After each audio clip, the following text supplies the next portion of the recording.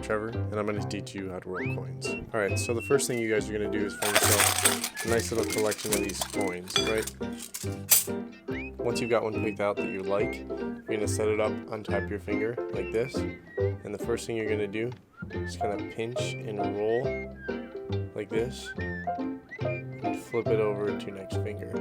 Once you got that first finger down, you roll it to the next, and then the next, and then once you get it here between your pinky, you take your thumb and you run it across all your fingertips like that, and you push it back up over the top, so then you can keep that little chain going. And that's how you roll a coin between your fingers.